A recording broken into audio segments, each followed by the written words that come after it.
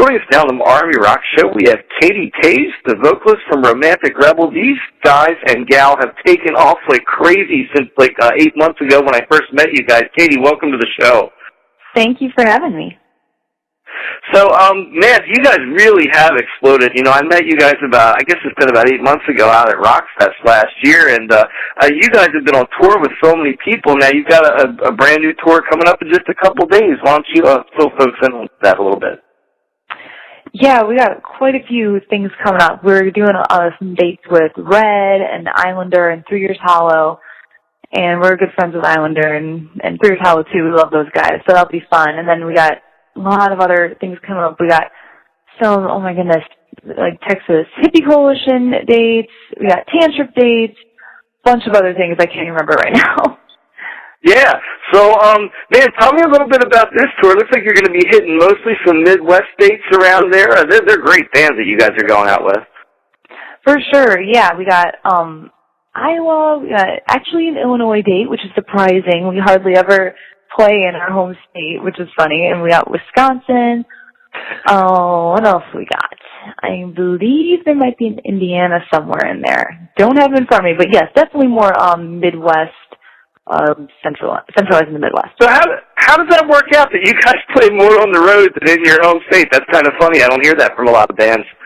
Well, yeah, Chicago, it's not that big of a rock and metal city. It's funny. I mean, if you go to Rockford, though, which, you know, it's actually not, it's about an hour and a half out of Chicago.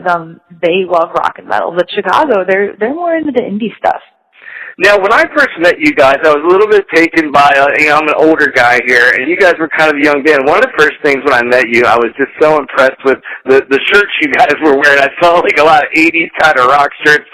Is that 80s rock and roll root still a big influence in your guys' music?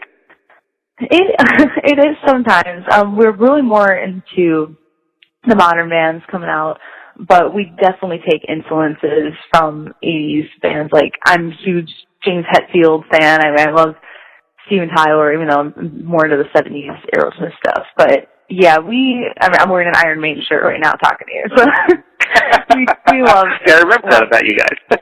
Yeah. So, hey, reflecting back, first of all, the lineup just came out for the New Rock Fest, and I love that festival so much. Reflect back a little bit on what that festival meant to Romantic Rebel being at Rockfest out in Wisconsin last year. Well, it was cool. Really awesome to play that. That was one of our first big fests that we have played. I mean, come on, there's Aerosmith on there, Five Finger Death Punch, Rob Zombie, one of my favorites, even though he kind of had to go, as you might have recalled. Pretty Reckless. I'm a huge fan of them. And it was really cool we got to play that because that was definitely a little kickoff for us being able to land other fests this year. So we're super stoked. Now, they put you guys through kind of a marathon out there. I don't know if a lot of people know. How many sets did you guys play out there? And tell folks a little bit about what I mean when I say they kind of put you through a marathon at that festival. Oh my goodness, yeah, we played a lot at Rockfest. It was between all of the big acts. So when people would, where were they? Like on the main stage they played, and then we would play. It was kind of like back and forth. And so it was definitely a marathon. Now, how many, I know you guys played a lot of your stuff. You guys had to pick up a lot of other stuff from the catalog to play to fill it up, too, didn't you? Tell me about that process. Yeah, we only have, we have an album's worth, and then we had a lot of covers we did. And so let's just say we're happy we're not doing that again this year. Now, let's talk a little bit about the album. I love the debut album, and I'm going to talk about the single that's out there doing really well in a minute. So that album is not even a year old. Tell me a little bit about the producer you worked with, because I know you had a big-name producer on that thing. Yeah, we went to L.A., and we recorded, and our album was produced by Ulrich Wild, and he did some stuff with White Zombie, Pantera, Deftones, Death Clock, all these other awesome bands, and we're like, yes, this is definitely going to be a great fit, and it turned out pretty awesome.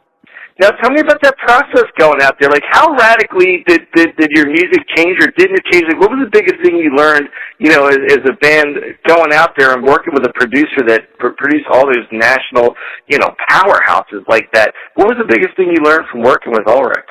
Our music didn't change that much when we recorded with him. He told us, well, Alex and I, when we write,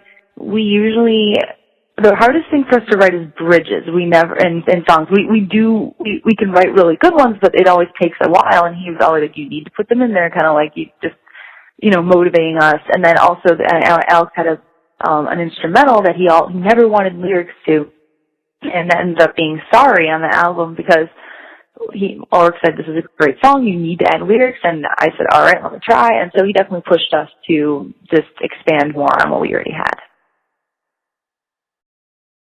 Now, tell us a little bit about the family nature of your band. You mentioned Alex, and I got to admit, when I first met you guys, I didn't realize you guys were siblings. So what's it like, what's the family nature of that band? Tell me a little bit about what that adventure's like. Yeah, we have a blast. I mean, Alex and I are totally best friends, and I mean, we're all best friends in the band. It's so much fun together, and everyone's always like, do you guys fight all the time? Like brother and sister rivalry? And I'm like, not at all. I mean, we're just best of friends, and on stage, our interactions are just, it's so much fun. We have a blast. Now, who's the older sibling of the two of you? I am.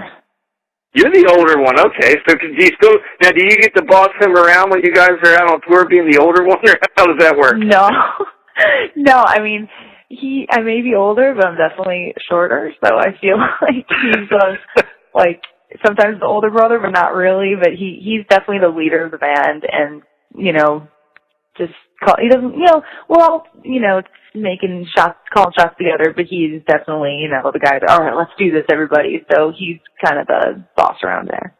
So, hey, man, I can see that your single out there, Believe, is doing really, really well out there on the charts. Tell us how that's doing, and give me a little bit of the history behind that song, who wrote it, and all the good stuff behind it.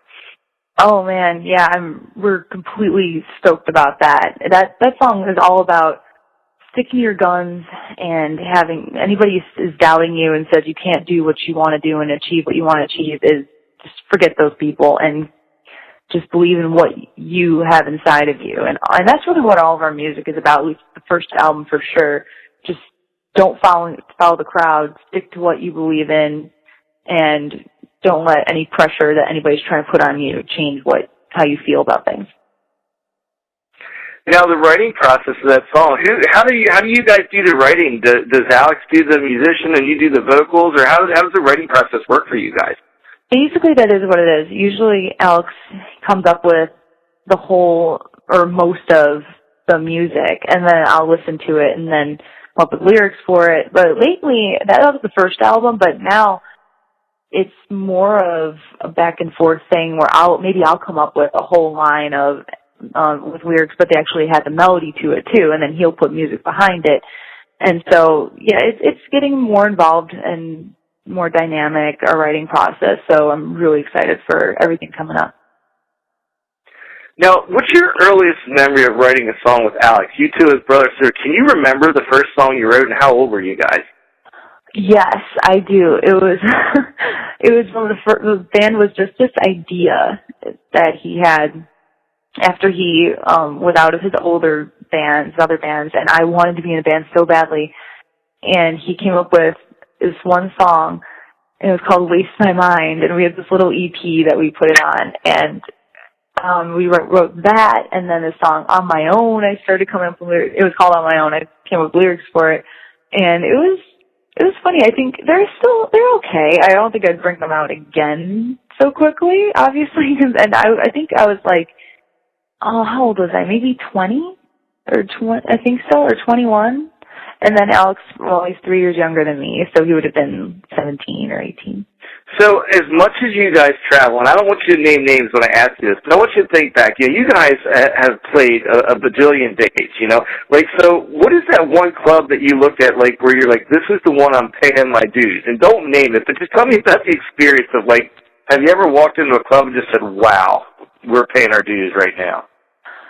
Oh, yes, we've, I think every band has said that exact thing you said. It was definitely, I remember there's a couple of them that I could think of probably, but I remember some of them, there were no monitors, so we couldn't even hear ourselves. There was some of the sound guy wasn't there, sound guy left. There was a couple of those where I'm just like, okay, that's cool, that's fine. Or like the people were on we were on a bill that had nothing to do with rock or metal, and everyone else was indie, and like, how did we get on this bill? And no one was into it, and I'm just like, oh, okay, that's all right. That's got to be really validating now to think back to those bills and to see you out with Islander and 3 Years Hollow and Tantric and Like the Storm and Redman. You guys are really out there with some of the best live acts around right now, I guess. Thank you. Yeah, I mean, looking back, it's definitely like, okay, we did pay our dues, and now it's paying off, and it's a really amazing feeling. I mean, we went from not too long ago, I mean, like back in September and August and October and everything, and Alex and I were booking our own shows. We booked our headlining tour across the country, went to New Mexico, Colorado, and Nebraska, Texas, Oklahoma, all these places that we booked by ourselves. And now it's cool that, I mean, everything, it paid off. It was such hard work. Me and him were constantly on the phone and emailing, booking all these things. We're our own agents. And then now that we're actually on an agency and have a manager, it's a really awesome payoff. And now I see on your Facebook page, you got people wearing tattoos of you guys around. What's that feel like? Yes, that is amazing.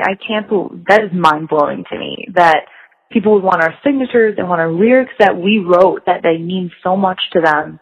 That's incredible, that they want them on their bodies forever, and we affected them, and they want, like, our logos, and people are coming to me, they want me to, there's more coming out. I mean, they just haven't been posted yet. I'm like, oh my gosh, this is crazy. I mean, we've only been a band for like 2.5 years, and already we're affecting people's lives like that. It's really, really cool. Well, it's well deserved. I mean, listen, I was amazed the first time I saw you guys at how talented you are, and I love the album. Now, not to pressure you too much, are you already working on new tunes? I know the album's not even really about a year old now, but are you already working on new stuff? Well, Alex and I are always writing. We have tons of new stuff that we're ready to, explore more when the time comes. So definitely stay tuned. Well, listen, we're really looking forward to seeing you at the next possible opportunity. I hope you make it out here to the East Coast this summer, and maybe a festival or something that we're at. But we're really looking forward to seeing you guys again soon, I hope. Katie, actually, sorry, I have the tendency to call you KT, but it's Katie. Oh, everybody does. It's cool. Thank you. Well, listen, it's been great talking to you again, and good luck out on tour there. Thanks so much, Kira. I had a great time.